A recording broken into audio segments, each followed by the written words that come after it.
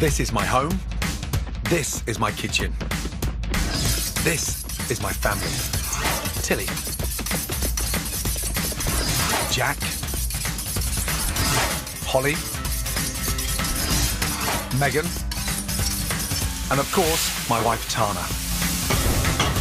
You may think you're the busiest person in the world, but over this series, I'm going to prove it's still possible to cook stunning food at home.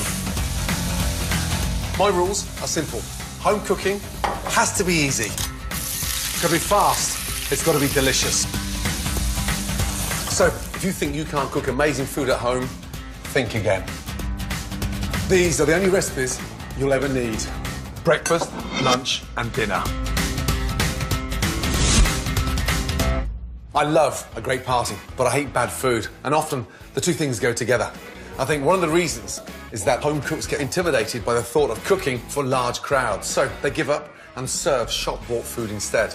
But trust me, with a bit of planning and great recipes, it's easy. This is my ultimate party food. First up, a great brunch for a crowd. Spicy Mexican eggs.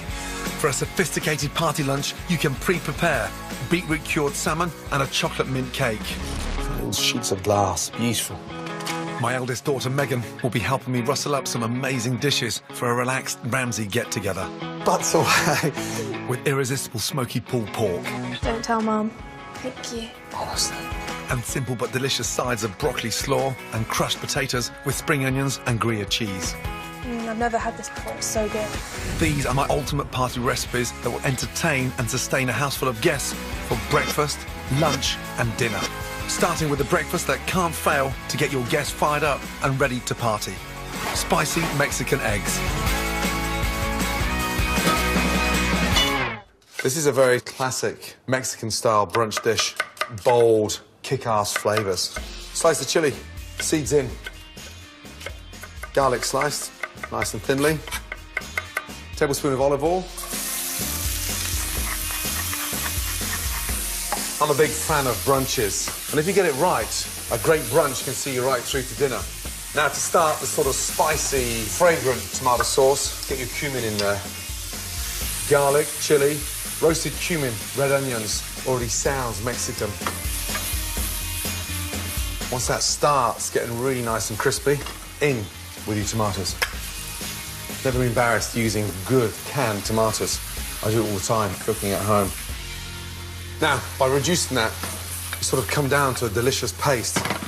Leave that to simmer. Next, canned beans called black beans. These are authentically Mexican, but cannellini beans or chickpeas will work just fine. Just rinse them, a little bit of water. That is beautiful. Turn off the gas and just let it absorb. Leaving the dense beans to luxuriate in the spicy tomato sauce will allow them to soften and soak up all the flavour. Next, oil and season an oven-proof dish for my spicy egg brunch to bake in. Now just get some of that oil round the outside. Take your corn tortillas, slice them in half, and then just stick them to the side. These are a staple in Mexico. Take one and place that in the center. Get your mix and place that on top of the tortilla. Spread that out nice and smoothly. Lift up those little flaps. I want that crisp shell on the outside. Now, your eggs and cheese. Get the base of the egg and just make a little hole in there and then crack the egg into there. Again, use a little point. Put your egg in there. 1, 2, 3, 4, 5, and 1 in the middle. Gently crack and get the egg to sit inside, almost like it's a little dugout. And then 1 for the center. Get a really nice, rich, delicious, strong Montgomery cheddar. I want to grate the tortilla shell as well, so get generous with it on the top. I'm going to season that with these little babies. Little chili flakes. They're my little secret weapon, and they're going to spice up that egg. Touch of salt, a touch of pepper. Sit that in the oven to bake for 8 to 10 minutes at 180.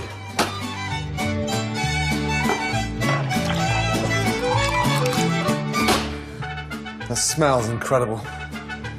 Just a little bit of coriander to finish it off. And that, for me, is what brunch is all about. Let's go.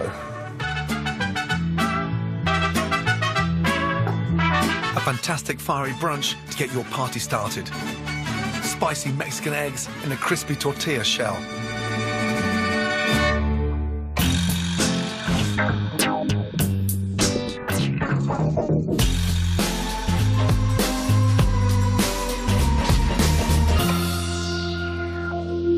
Coming up, my ultimate food for a lunch or evening party.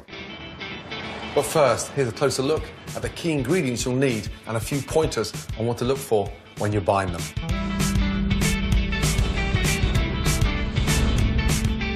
Chocolate, the ultimate comfort food. Addictive and indulgent, the chocolate making process begins by grinding roasted cocoa beans. Quality chocolate should contain at least 70% cocoa solids. It should give a distinctive crisp snap when broken and start melting in your hand after just a few seconds. And there'll be no skimping on the quality for my party lunch, chocolate mint cake. Pork shoulder is an easy-to-cook, flavoursome joint and can be bought on the bone or rolled. Its relatively cheap price makes it a great choice when you're feeding a crowd. Marbled with fat to keep it moist during cooking, it's also the cut of choice for barbecue pulled pork, known affectionately in the US as Boston butt. I'll be cooking my delicious version of this meltingly good export as the star guest for my dinner party. Sodium chloride, or salt, is a mineral essential to human life. It's also one of the most widely used seasonings in the world. Its lack of aroma belies its strong taste, which both enhances the natural flavour of food and stimulates our taste buds.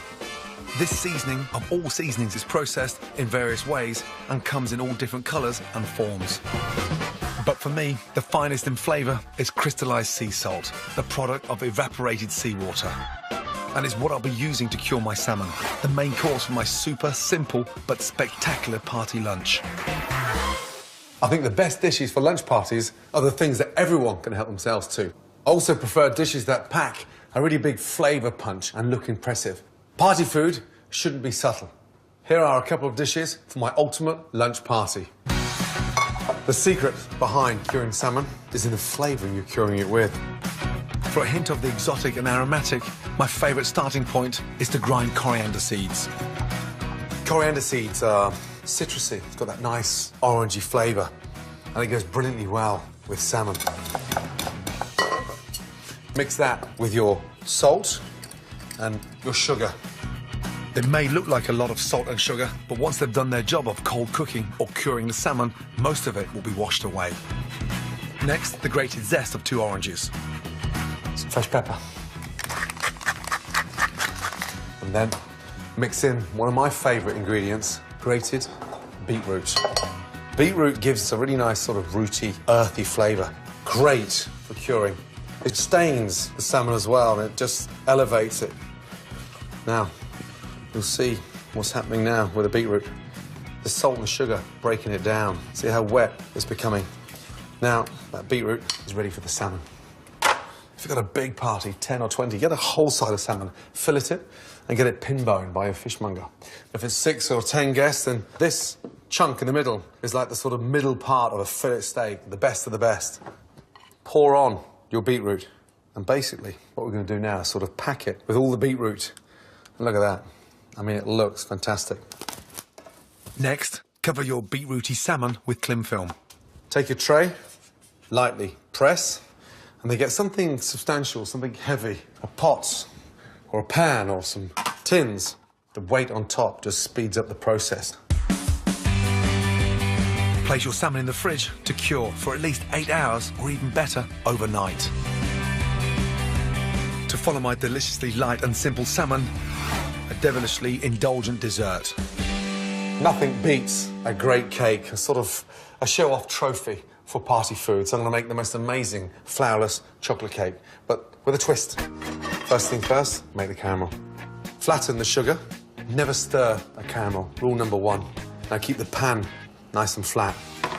I'm going to flavour this caramel with a little bit of mint. Give it a little chop. Sprinkle that into the caramel. Don't get the caramel too dark, just nice and light. A little teaspoon of oil onto the tray and rub that in. And then pour out your caramel. If I was making a caramel sauce, then I'd put butter and cream into the caramel, but I want this nice minted brittle running through my cake. Whilst the caramel cools down on a tray, I'm going to make my cake. First, melt good quality dark chocolate in a bain-marie. Heating it directly in the pan would destroy the cocoa fats. Always in a bowl over boiling water. In a mixing bowl, sugar, 2 whole eggs and 3 egg yolks. Whisk until beautifully light and creamy and the colour changes to a light yellow. The more you mix the eggs and the sugar, the lighter that texture in the centre of the chocolate cake. Next, melt some butter into your warm dark chocolate and stir. Puts that really nice sheen, velvety, rich and tasting amazing. Add that to your sugar and your eggs. Now give that a really good mix. And when you're making flourless desserts, it really is important to work hard at incorporating air, especially with the yolks and the sugar. That natural height needs to take place at the beginning. Look at that. Looks like the perfect chocolate ganache. Then separate 4 egg whites into a bowl.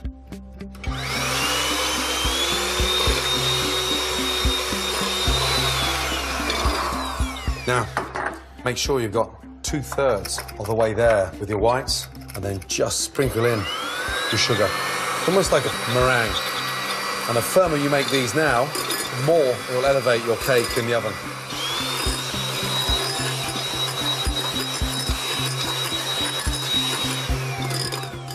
That's what you call a stiff peak. In with the whites. Before I start mixing that, I'm gonna get my caramel.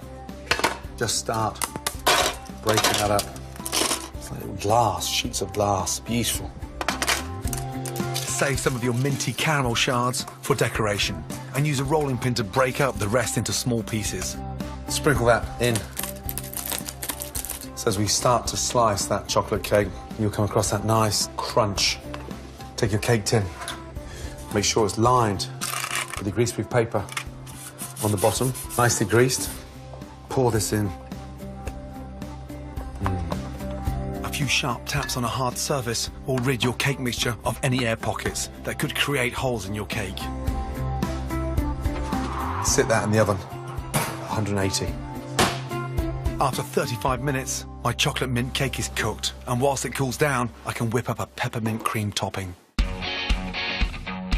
Add sifted icing sugar and a few drops of peppermint extract to double cream, and whisk until it's just holding its shape.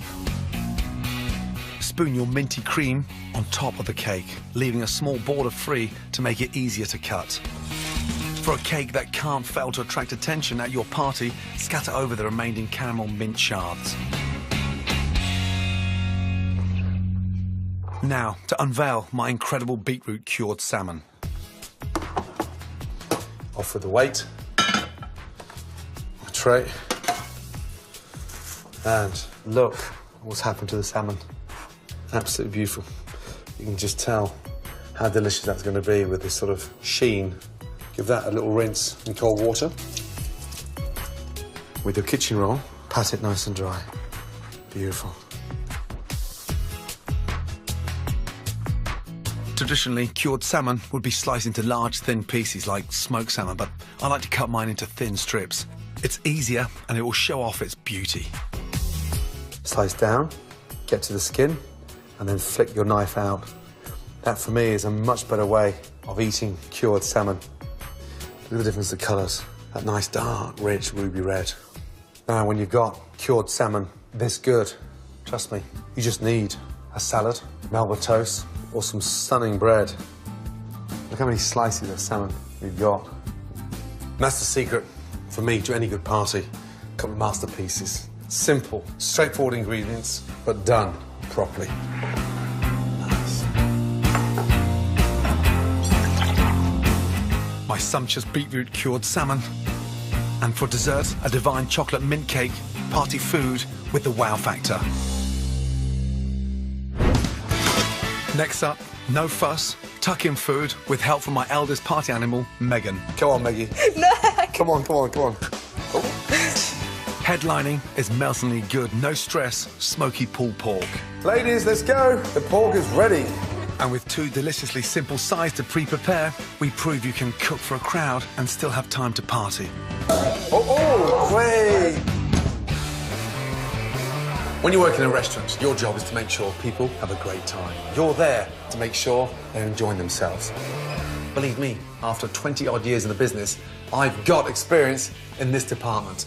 And the golden rule for success is, don't get intimidated, get organised. Here are 3 of my ultimate dishes for a great evening party. If there's one thing all the Ramsay children love, it's a good family party. And my eldest Megan is going to help me with the party piece. Mouth-watering, smoky pulled pork with a spicy chipotle mayonnaise. That is the most amazing pork butt. Butts away, butts away. Now, this is incredible. There's the shoulder. Yeah. And look, there's the shoulder blade. If you go through here, there's a knuckle there. That's connecting the top, and that's why it's called a butt.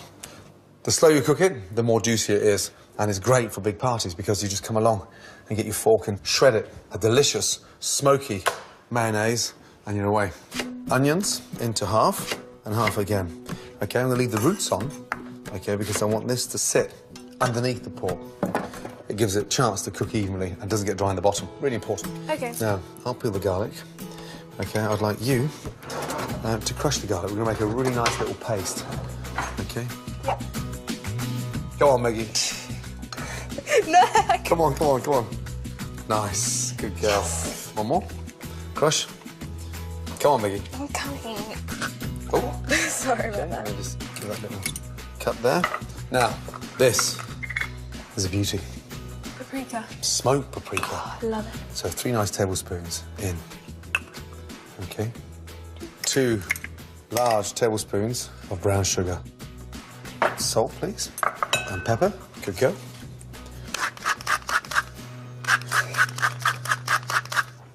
So we're going to form a nice paste now. Olive oil in. Mix that. And some thyme in there. So we've got a sort of fragrant rub. Thyme stalks underneath. So that's even more flavour going on the bottom. Pour that all over it. Now, this is where you've got to be really quick. OK. And sort of rub that. Massage it in almost. It's exactly that. It smells amazing. Honestly, if you just drizzle a little touch of olive oil on top of that for me. We keep the pork nice and moist. Lovely. Like some of the best party dishes, the marinating of the pork shoulder can be done days in advance. So if I was doing this for a Sunday, start marinating Thursday, Friday, so it gets even tastier. Right. It's quite easy as well to make. It's very easy. 5.5 to 6 hours in the oven. At 140. While our pork butt slowly roasts, Meg and I are going to pimp some shop-bought mayonnaise. I don't like just plain mayonnaise. There's so many things You you just can... have a twist to it. Yeah, there's so many things, so many exciting things you can do with it. Right. Salt, pepper, in. A little touch of honey. Sweetness almost. Yeah, with the honey. sweetness, but there's some heat coming. OK, and I've got a little bit of, you love this, Chipotle. smoked chipotle paste. I love that. Once you've made this dressing, you know, it can sit in the fridge. Great for open sandwiches, yeah? Can you use it for any sandwiches, really? Any sandwiches, but goes brilliantly well with pork. Now, just have a little taste. I've never had this before. It's so good. A nice spoon of mustard. So, that's a nice spicy mayonnaise. After 5.5 hours in the oven, our pork is nearly ready. Just time to knock up a couple of tried and tested party favourites. First, deliciously simple, cheesy crushed potatoes. Cut potatoes into even chunks and submerge in salted boiling water, skins and all. Meanwhile, finely diced sweet pickled gherkins or cornichons. Trim and finely chop spring onions. And grate some nutty Gruyere cheese. When the potatoes are cooked through, drain, roughly crush and add your spring onions and gherkins. Season to taste and gently combine before a final sprinkling of grated Gruyere. These simple, cheesy crushed potatoes are equally delicious, served hot or cold. Now, I want something sort of raw, like a slaw. something quite refreshing. Yeah. So I'm going to make a really nice, fresh broccoli salad. Now, these are called florets. And that's the best part of the broccoli, OK? The bit that everybody wants. Once they're off, I'm going to slice the broccoli, OK? Never had raw broccoli before. It's always been cooked. Really, when you dress this with the dressing, it's incredible. Now, a little season early on. Yeah. OK? Now for the dressing. Fresh yogurt in. Teaspoon of sugar, please, darling. Little smell. Cider vinegar. In you go. Finely chopped shallot. In with the broccoli. So, delicious. Roasted almonds into the broccoli. Currants. I love them. That gives that nice sort of chewy texture. Right, lift up your bowl, please. Nice and gently. Half of that in the middle, please. Thank you. And stop. And then mix that up with me. Good girl. A little taste.